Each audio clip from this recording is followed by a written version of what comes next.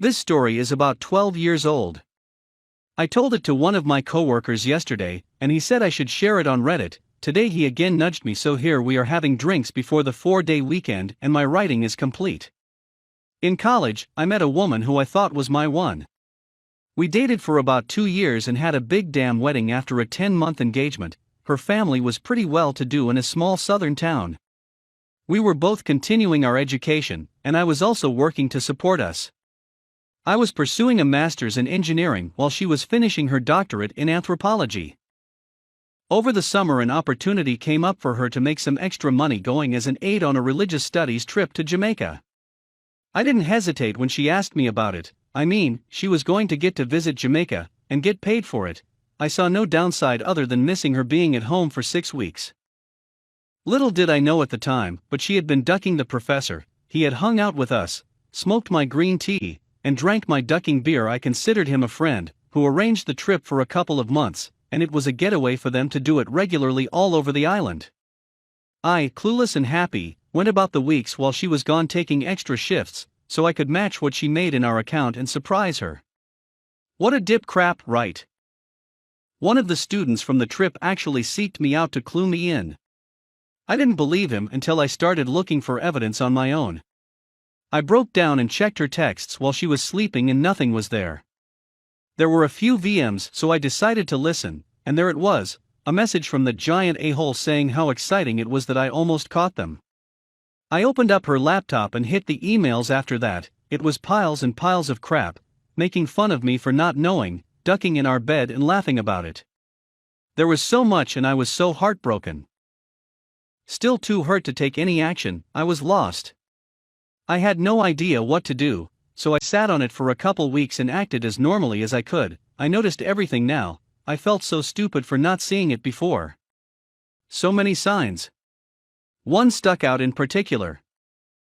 I noticed that our stash of homemade green tea oiling, if you've never tried it, I highly recommend giving it a go, was going down even though we weren't having Zex. It was obvious they were also using the fruits of my labor to get off more effectively. This really pissed me off. Like unreasonably so, Hulk ducking mad. It finally all hit me. I was a goddamn joke to these a-holes, and they were using the oiling I made and ducking in my bed. I didn't hurt anymore, I just wanted to make them hurt. So, while she was studying at the library, I made a new batch of oiling. I put enough green tea in it for it to smell like normal, but I also added some poison ivy from our backyard to the mixture, and after refilling the spray bottle we used for application, I waited. A few days go by and I'm working extra so I can be out of the house more, and bam, bait taken. That night after she goes to sleep, my plan goes into action. I sneak her phone away and delete my contact, while replacing his phone number in his contact as mine. I go to bed but can't sleep because it feels like I'm 5 and tomorrow is Christmas. Dawn arrives and she's in the shower. I get a text. I'm super itchy, are you okay? Now Lord, now is my time. Look, I thought it had cleared up, but I guess I had a flare up. I'm sorry, but I've got herpes, and I guess you do now too. I heard this ditch squeak in the shower. I'm covering my mouth, damn near losing it. I went on to tell her that it was time to end things now. A new semester was about to start, and I kind of have a little crush on another T/A. I wanted her mad. This is a woman that never got told no growing up, and never had to deal with rejection. Let alone from a balding dude in his 50s with herpes. When she got out of the shower, it was obvious she had been crying, but I could see the anger in her eyes. I could see how uncomfortable she was, squirming at the table drinking coffee, and mulling the situation over. Another little nudge is what she needed.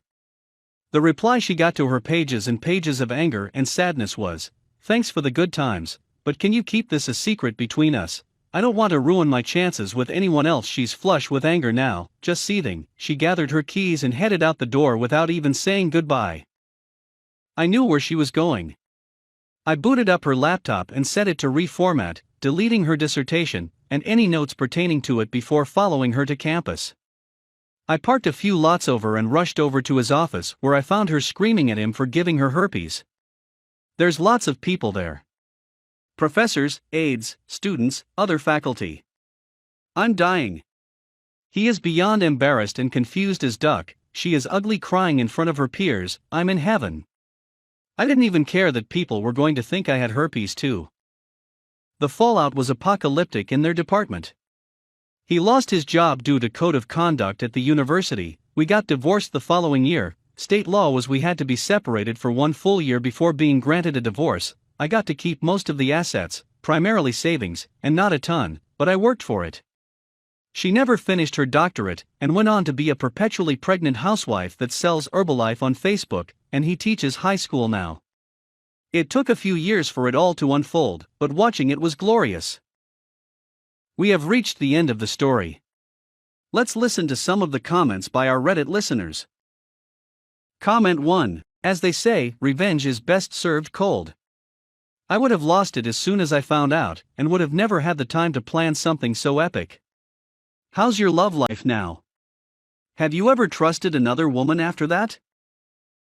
OP reply. I've always been pretty calm. I can usually think my way through things better if I approach it rationally, hence the career in engineering. I was proud of myself for that though. You never really know what you have in you until you need it. My love life now is amazing. I have a smoking hot amazing wife. Getting through this situation without crumbling into a mess gave me the biggest confidence boost. Dating was easier after this happened, and I got a touch of notoriety at school for my stunt. Comment 2. What were the other signs? OP reply. She spent tons of time at the library when I was off work, but whenever I was working she'd study at the house and have him over. I thought he was really cool for helping her get it done. I noticed her laughing as she typed away at her computer or phone. Mostly I saw the excitement of when we first fell in love. But I saw it pointed elsewhere. Careless wife is mad I don't cook at home and joked badly. But WW3 started when I did something she never expected to make her reap what she sow. I work at a nice restaurant as a cook, and every day, when I get off from work I always cook dinner for my wife and our 2 kids, 8M and 6F, at the restaurant before coming home. The only time I don't cook for them are on weekends when I'm off, and that's when my wife does the cooking. We usually trade off who makes breakfast and luck for the kids every other day, but for the week I'm always the one bringing home dinner. Weekends we sometimes get together with friends and they come over to the house. My wife usually cooks and I help set the table/clean afterwards. One of her friends, Stacy, asked how come I never do any of the cooking, and is it always on my wife all the time making meals for the kids, especially when I'm a cook myself. Instead of correcting her she sort of laughed, and went along with it, making jokes about you know how it is. And Stacy laughed because her ex-husband was the same way. And then sort of ripped on me in a joking way how I better buck up before I become an ex too. My wife just said, well, let's see if he actually listens and starts cooking for once. Joking about all the time I spend in the kitchen at work, but won't do the same at home. It really pissed me off. I'm not the husband that just doesn't do anything after I'm home from work. I cook food for her and the kids at work, and on top of that I make separate dishes for each of them, what she wants and what the kids want. All that after standing on my feet all day. We talked about it once they left because I don't appreciate being told I'm not doing something she knows for a fact I do. She didn't want to apologize for it because it was all just to be a funny joke. Even after telling her about how it hurt my feelings being put down like that. My wife said she felt like she has to go along with the joke so there wouldn't be any awkward vibes, whatever that means.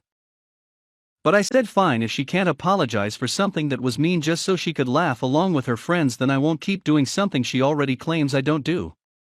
For the past week I've only brought home dinner for our kids, and she's had to make her own food. She's mad that I'm refusing to feed her over what happened instead of letting it go, but I can't help but feel mad about being made fun of like that when I'm busting my butt to provide for my family and still making sure they have food on the table every evening. She just thinks I'm an a-hole for how I'm reacting when she's already tired at the end of the day, but still having to make food for herself. Ida? We have reached the end of the story. Let's listen to some of the comments by our Reddit listeners. Comment 1, NTA. Your wife missed a great opportunity to boast on you, all for acceptance by others, who have nothing invested in your relationship. Comment 2, holy hell, she was getting a professional chef-level meal every weeknight, specifically prepared for her, then decided for funsies to go all haha yeah my husband never cooks, what a sexist fool LMAO the ducking doll. NTA, she can make herself craft dinner from now until she apologizes. Update. At first wasn't going to post another update, but since things have gotten better why not? I didn't show my wife this post like some suggested until a few days later, but before that she wanted to talk before bed. And she apologized for how she's been behaving with me, when she made those jokes, and let her friends say things about me, then how she was acting afterwards. In reality she knew she did wrong, but when I called her out it made her defensive, and she realizes how she was acting like a child after knowing how much I do for our family. That's when I showed her the post. And opened up about something that was mentioned by me in my comments, how it really hit a nerve for me, making it seem like I'm a lousy father/husband when my dad was exactly that. He abandoned me and my mom. She knows how important it is for me to be as involved as possible when our kids were born, because I never wanted to be like him. So her making it seem like that's how I am brought up some feelings. Telling her this really made her feel like she ducked up big time. She wouldn't stop apologizing, she promised she'd never put me down that way. And honestly, I think she's shown that she meant her apology. For a week she wanted to be the one making dinner for everyone so I'd have some time to relax after work. It was nice but also missed making meals for my family. Cooking for my kids is my own way of expressing my love for them, so we're back to that as well. I feel like my wife has more than shown how sorry she is and appreciates what I also do for this family. Last time we had lunch with her friend a few days ago on my day off, she even brought it up. As mad as I was when it happened, it's nice to see she's made an effort to make amends. The support I got here from here was very sweet, appreciating the feeling heard when it felt like my wife wasn't at the time.